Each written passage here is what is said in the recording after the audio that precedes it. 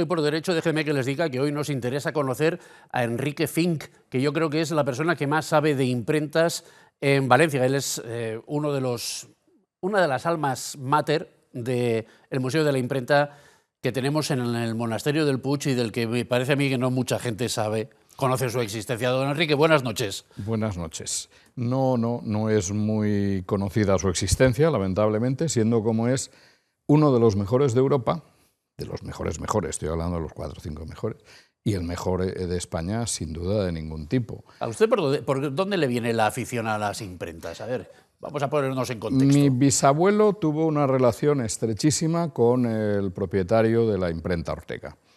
Tengo alguna foto de él allí en el taller y tal, aunque yo creo que no trabajó en la imprenta. Mi abuelo sí, mi abuelo fue regente de la imprenta litografía Ortega, la famosa de la cartelería taurina y el billetaje, etcétera.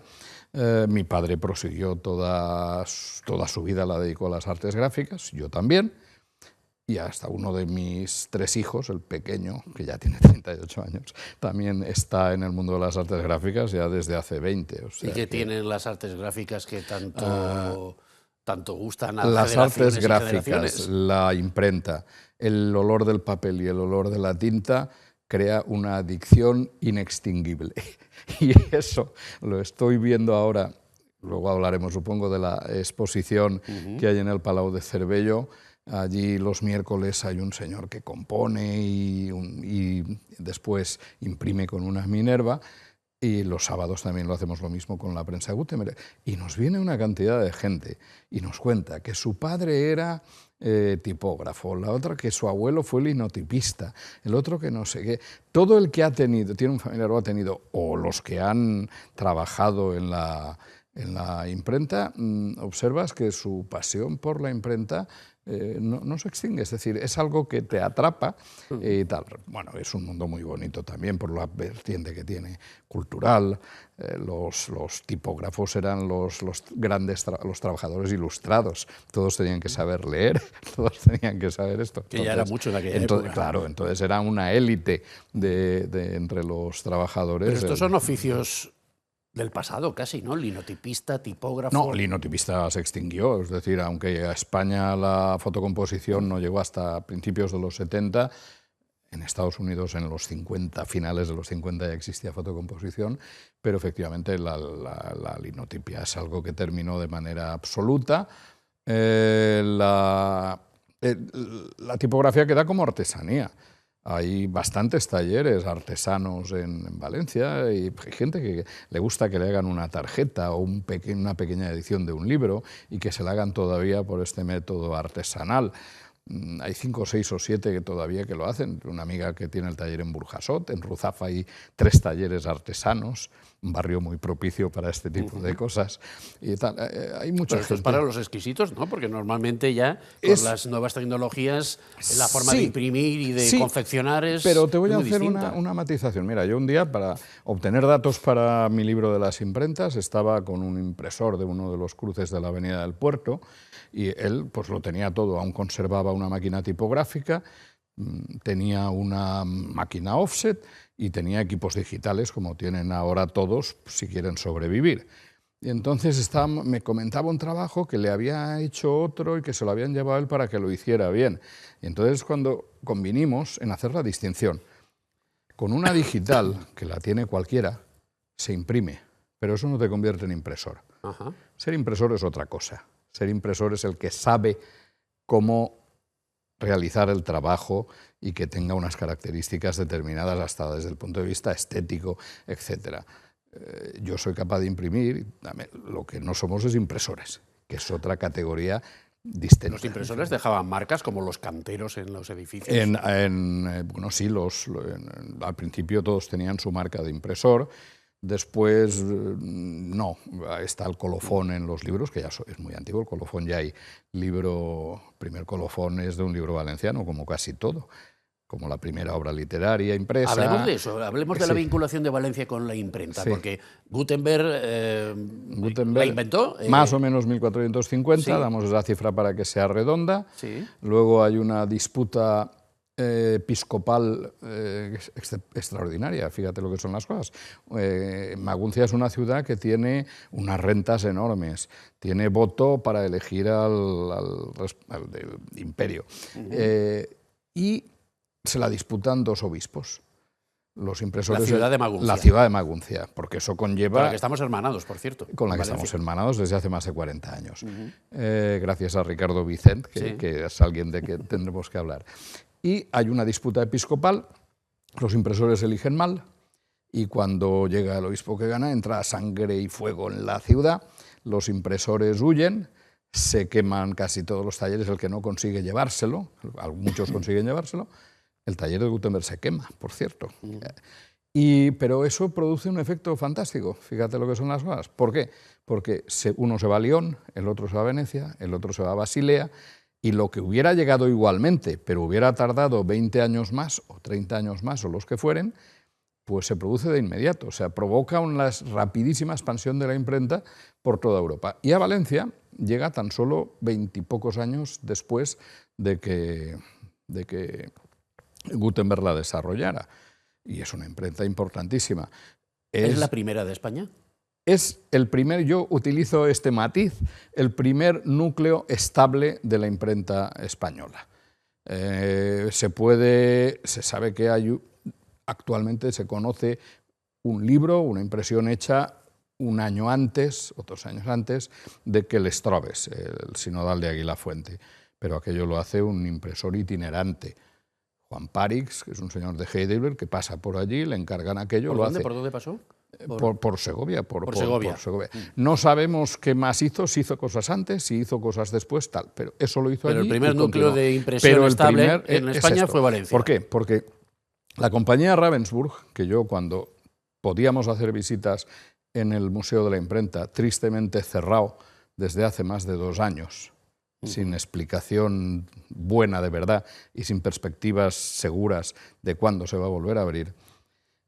Cuando yo allí explico en nuestras visitas, la compañía Ravensburg, ¿quién era? Para los chavales, los colegios y tal, les digo, el Amazon de la época, para que nos entiendan. ¿Por qué? Porque realmente esa compañía alemana compraba y vendía de todo por toda Europa. ¿Dónde se instala? En Valencia, porque es la ciudad con más habitantes de la península, de la España cristiana. Aclaramos siempre porque Granada aún tenía más habitantes que Valencia, pero aún no formaba parte, aún le faltaban casi 20 años para formar parte. No había sido conquistada aún. No había sido conquistada. O reconquistada. Entonces se instalan aquí, y se instalan aquí porque es donde más libros se pueden vender. Viene Jacobo Wisland con Lambert Palmar, se instalan, como todos sabemos, en el portal de Valldigna, y allí es el lugar donde tendrían su oficina, probablemente imprimían allí también, etc. Pero es que con él viene Hagenbach, viene Hutch, viene Kaufmann, viene no sé qué, y se instalan un montón. Que doy por hecho que son los popes del momento, ¿no? Sí, son gente importante o gente que ha pasado por Venecia o por Basilea. Ellos son unos trotamundos, todos ellos. El propio Gutenberg es un trotamundos y un personaje que tiene sus aristas y sus cosas. Pero bueno, todos ellos se instalan en Valencia. A mí los recuentos estos que se hacen de si aquí se hicieron tantos libros, se hicieron tantos allá, se hicieron tantos esto, a mí eso no me vale. Es decir, si aquí se ha hecho la primera obra literaria, Les Troves, si aquí se ha hecho la primera novela, que de eso se habla muy poco, Duobus Amantibus, que hicimos la Sociedad Bibliográfica Jerónima Galés hizo hace 3 años una reedición de la obra, una edición del facsímil de la obra. Si aquí se tiene la primera con colofón, aunque sea incompleto, si aquí se hace el Tirán lo Blanc, el gran bestseller de la época y el libro que en su momento tenía el más alto precio de todos los libros en el mundo. O sea, cuando el librero Quaritch en Londres lo pone a la venta, ningún libro había tenido ese precio. Entonces, si tenemos todo eso, yo creo que nadie me puede discutir. Me da igual si aquí han hecho 7 opúsculos, hayan hecho 14 bulas y no sé qué. Un Tirant vale más que 200 impresos. Está clara la importancia, desde luego. No me vale una lista de número de impresiones, no. ¿Qué impresiones? Oye, pues ahí se puede hacer un eslogan turístico estupendo, Valencia, ciudad de impresión.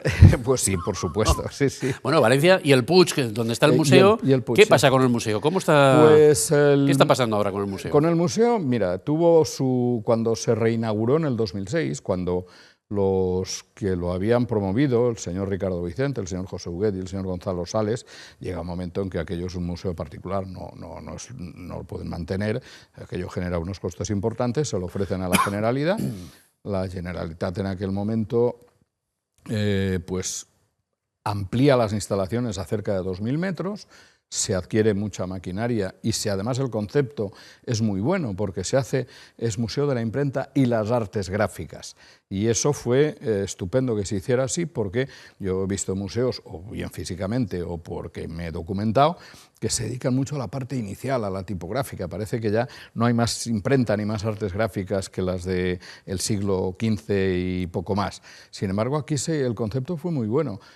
Las artes gráficas. Aquí tú puedes ver desde una máquina fundidora de tipos hasta el Apple toda la secuencia de por dónde ha ido desarrollándose la composición. La evolución de las máquinas. La composición manual, la composición mecánica incipiente, una linotipia, los primeros de fotocomposición, hasta que llegas al Apple, que acaba curiosamente un enamorado como Steve Jobs, un enamorado absoluto de la imprenta. ¿Ah, sí? Sí, porque él está estudiando en Estados Unidos, se queda sin dinero, y entonces en Estados Unidos, si no tienes dinero, no puedes seguir estudiando. Ayer leí unas declaraciones de su viuda, sí, diciendo que la millonada que ella ha heredado del marido la tiene que gastar antes de morir ella, porque ese era su... Porque era su deseo. Su deseo. Su deseo. Pues, está en eso, o sea que a lo mejor se le puede pedir también alguna ayuda. Ojalá.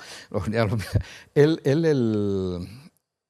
estudia caligrafía, estudia tipografía, se enamora, y él es cuando decide que en sus ordenadores se podrá trabajar como si fueras un tipógrafo. Acuérdate, los que tenemos una edad como yo, aquellas pantallas monócromas verdes en las que no podías hacer más que poner un texto y poco más. Sí. Hoy día tú puedes actuar como un tipógrafo, eliges si es cursiva o negrita, o este cuerpo o el otro, el Times, el otro, el que quiero, con lo que quiero escribir. Estás actuando como si fueras un impresor, que eso que se empeñó, pero claro, eso acompaña al desarrollo de las impresoras digitales, pues acaban con la tipografía tradicional, es decir... ¿Y el museo?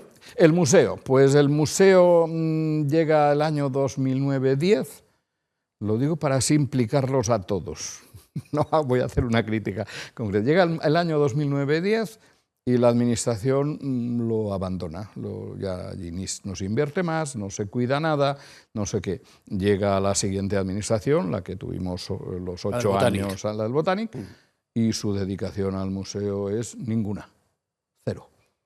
Es más, hasta tuvieron un amago de querer llevárselo del Puig a otra población.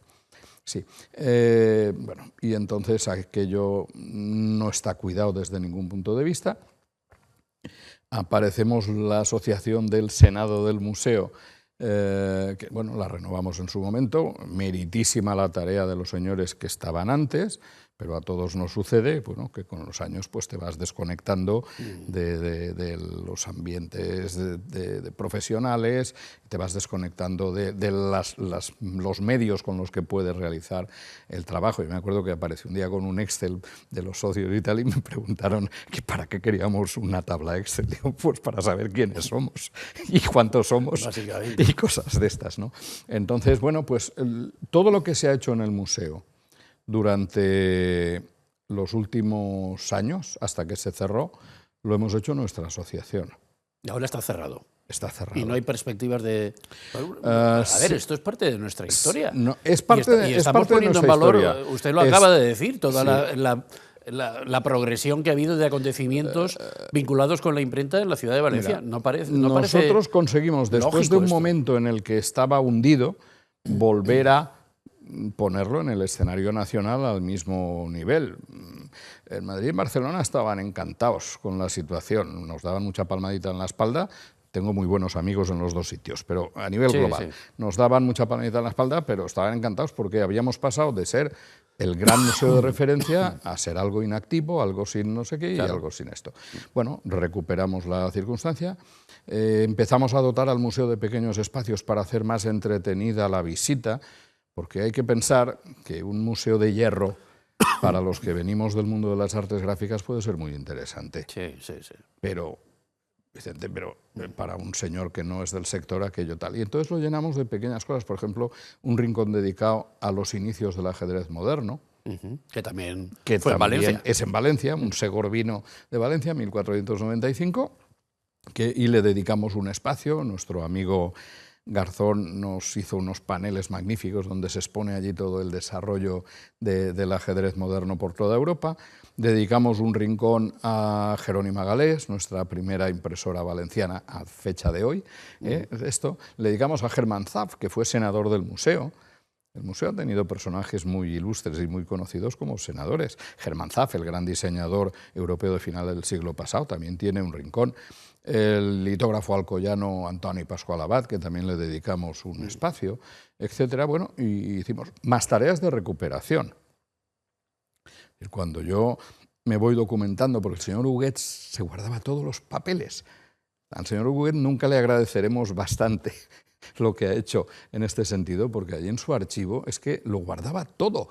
Claro, lo guardaba, aunque te tenías que leer miles de papeles, pero estaba todo. Y entonces, mirando allí los papeles del señor Huguet, pues ibas encontrando detrás de una cosa, y un día pues me encuentro todo el material que estaba en el Ibacor. Espera, ¿cómo que hay cosas en el Ibacor? Sí, es que se llevaron a restaurar cosas al Ibacor. El Instituto Valenciano de Conservación y Restauración. De Conservación y Restauración. Vale, muy bien. Vamos a mirar qué es esto. Pues el señor Vicent donó en el 2006, cuando se crea el Museo Nuevo, dona su colección de obra gráfica.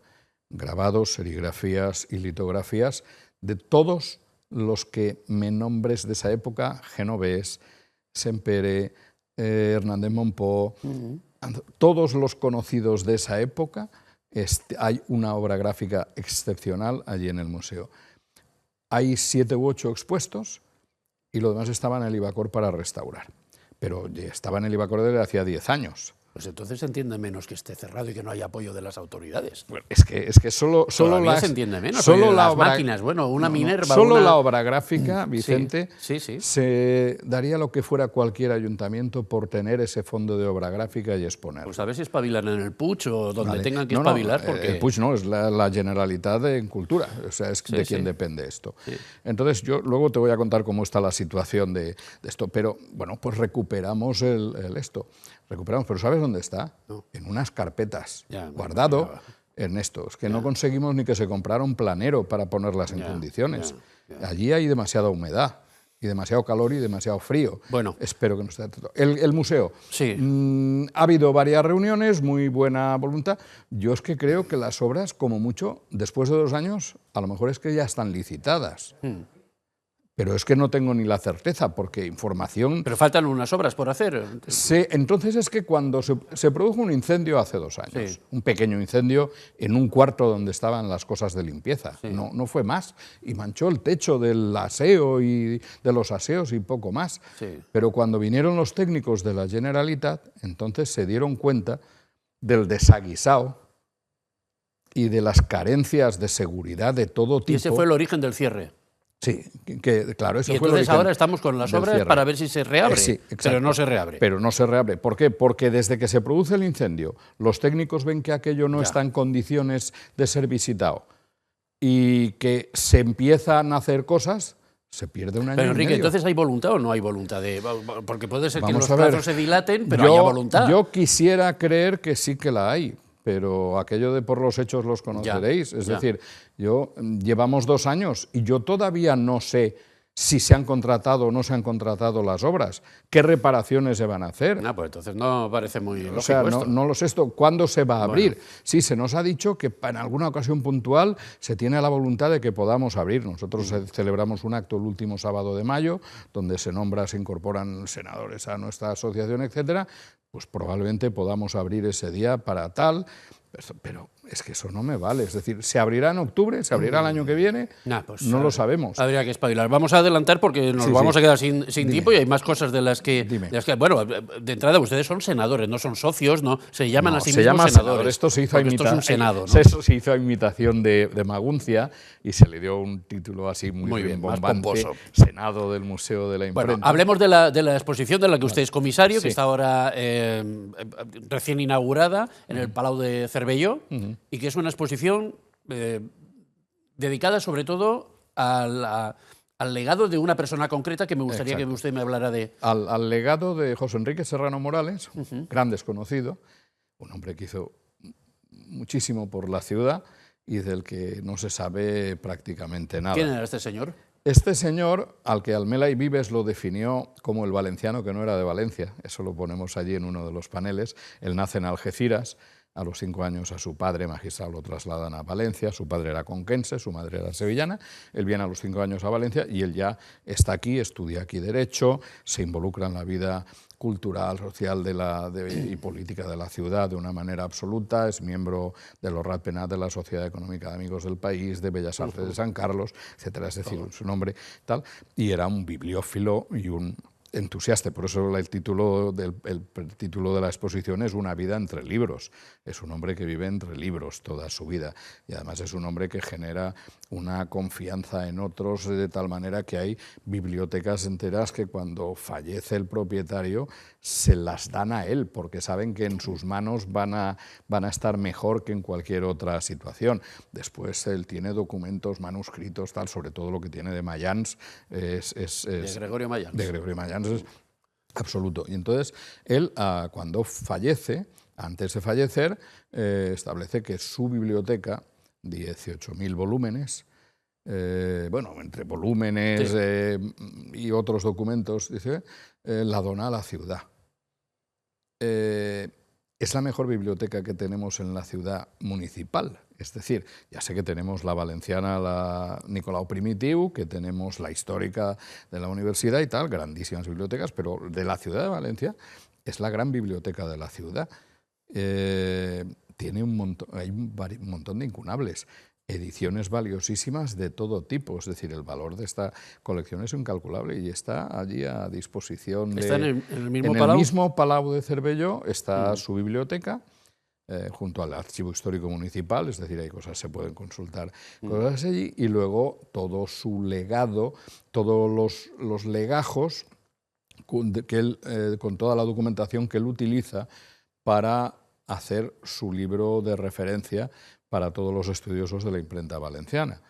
Un libro de larguísimo título, reseña histórica en forma de diccionario de las imprentas de los tipográficos que se han establecido en Valencia desde los inicios de la imprenta hasta el año 1868. Ese es el larguísimo título. Pero es el libro de referencia, el libro al que hemos acudido todos. Después hay historiadores posteriores que han desarrollado otros trabajos, la doctora Rosa Gregori trabajando sobre los May, los importantísimos impresores May y Jerónima Galés, Nicolás Bas trabajando sobre la saga Orga y los Laborda, etcétera. Es decir, ha habido gente que ha continuado. Total, que en la exposición tenemos el legado de este hombre. Se hace referencia al legado, sobre una explicación sobre los 5 siglos de la imprenta valenciana sobre los que él trabaja, con unas pequeñas notas. Y las máquinas. Las máquinas y, perdón, que eso para mí es muy importante, hay 2 vitrinas con documentos relacionados con su libro.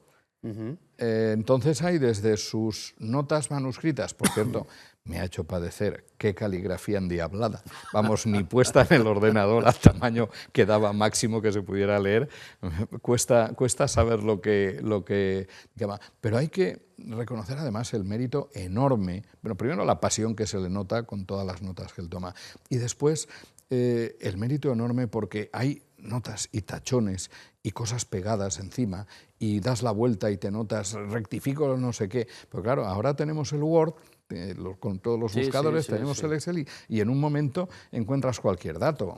Los manuscritos son una gozada, porque aquí ves el proceso de creación. Has de ver esto y una rectificación y ahora me dice fulano que se trasladó en tal fecha a tal sitio, no como yo había... Bueno, pero eso yo creo que es más de interés para los verdaderamente cafeteros, para los muy cafeteros. Para los muy cafeteros. Para los, como ya decía usted al principio de esta charla, para los menos versados en estas técnicas, las máquinas, lo claro. llamativo son las máquinas. Lo llamativo son las máquinas, porque evidentemente si solo poníamos vitrinas y paneles, el que fuera allí, salvo que fuera del mundo de la imprenta, le iba a interesar. Pues, ¿Qué pasa con esas máquinas? ¿Hacen demostraciones? Claro, los miércoles tenemos a un impresor emérito que está disfrutando como si fuera un chiquillo, porque cuando era bien jovencito ya estaba ahí en San Vicente Ferrer aprendiendo tipografía, que viene todos los miércoles, tiene un chivalete, compone, imprime con una Minerva y da todas las explicaciones que le preguntan, vamos, disfrutando como un crío. ¿Y la Gutenberg? Y la Gutenberg, que es la nuestra, la de la Asociación del Senado, porque hay dos. Hay una que está permanentemente expuesta en el Museo del Puig y la otra es nuestra, de la Asociación del Senado. Esa, los sábados, también se imprime con ella. Imprimimos un curioso pliego de cordel de la colección tremenda que hay allí en la biblioteca, de unos críos que van a doctrina, etcétera, que queda muy jugoso el diálogo que tienen los críos, es muy divertido. Y eso es lo que imprimimos los sábados. Se imprime como, bueno, casi como Gutenberg, porque nosotros utilizamos un fotograbado, porque si pusiéramos allí los tipos es total. Yeah. Después hay unas vitrinas con tipos de madera, con tipos de metal, con fotograbados, con piedra litográfica y con tal, porque eso lo hemos hecho con espíritu didáctico también, para que cuando vengan, sobre todo colegios y demás, poderles decir, mira, esto era tipos de madera y se gastaban para esto los de metal, para que los tal. La prensa Gutenberg atrae visitantes, pero de una manera exagerada. Está en el MUBIM. Tengo que decirte que cuando yo me hice cargo de la asociación me enteré que teníamos esa, no lo sabía, que teníamos esa que era nuestra. ¿Estaba en préstamo? Estaba en unos cajones en la Cámara Agraria del Puig abandonada. Entonces la sacamos. Tuvimos la suerte de que le habían dado un buen tratamiento a la madera y estaba perfecta. Pero eso es un trasto, ¿no? Eso es pesa 800 kilos 800 y tiene unas medidas 2 metros de alto. ¿Cómo que estaba en un cajón? En varios cajones. Esta es desmontable. Vale. Esta es desmontable y estaba en varios cajones en la Cámara Agraria del Puig. La desmontamos, bueno, se llevó al MUBIM, en el MUBIM estuvo 2 veces, en el Ayuntamiento de Valencia también, con los 40 años de hermanamiento con Maguncia. Sí. Estuvo en la NAU, ha estado 2 veces, con motivo de 2 exposiciones. Y ahora está aquí en el Grafispac de Barcelona también. Y yo, cuando ya llevaba la idea, porque ya llevaba 7 años de retirarme, creo, de la presidencia del Senado del Museo, pero creo que no te debes eternizar en los puestos y 7 años ya son bastantes, lo que no se te ha ocurrido en 7 años, difícil que se te ocurra, pues lo que no me quería ir es dejando aquello en un cajón. Estaba guardada en una nave de un amigo en la Pobla de Farnals, de nuestros amigos Santiago y David Martín, que nos la tenían allí guardada pues, por ayudarnos. Y fui al MUBIM. El director siempre ha tenido una especial sensibilidad por los temas relacionados, Rafa Company siempre ha tenido una especial sensibilidad por los temas relacionados con la imprenta, y se lo dije, dic, Rafa, me tens que ayudar, yo no me puc anar en la prensa, en un caixó. Estuvimos viendo a ver si había posibilidad de ponerla en algún sitio y al final, cuando hay voluntad se consiguen las cosas, encontraron un rincón que le ha llamado Jerónimo Galés, donde está nuestra prensa. Está allí permanentemente expuesta. Yo tengo ahora un problema, y es que me quedan 2 minutos de programa y hay tantísimas cosas de las que podríamos hablar con Enrique Fink, por ejemplo, de sus libros, que tiene algunos ahora también a punto de salir. Sí. Tiene también un libro sobre imprenta, algunas novelas, y una de ellas sobre su ascendencia inglesa, porque Fink es un apellido inglés. Sí. Creo que su familia vino aquí cuando la Revolución Industrial y se asentó en Valencia pues, al calor de las fábricas nuevas y este tipo de cosas. Y usted también tiene vinculación con el llamado Cementerio Británico de Valencia. Sí, ambas cosas. 2 minutos, Enrique. 1852 llegan estos ingleses, Henry y William, con las locomotoras para el trazado Almansa, Valencia-Tarragona. Se establecen aquí, al final acaban teniendo una fundición propia. Bueno, al inglés tiene un incidente que es el que relato en mi novela, y para su desgracia es casi de los primeros que inaugura, el segundo creo, que inaugura el cementerio inglés al que él había contribuido Que está enfrente construir. del Cementerio General de Valencia. Enfrente del Cementerio General. Y bueno, pues es el sitio más plural de Valencia, como le explico a todo el mundo. Allí hay gente enterrada de 20 y tantas nacionalidades, hay gente de... Y es propiedad de la corona británica. Es propiedad de la corona británica, no es del Reino Unido. No. Aquí, cuando estás allí, estás pasando la tarde en una propiedad de Su Majestad Carlos III.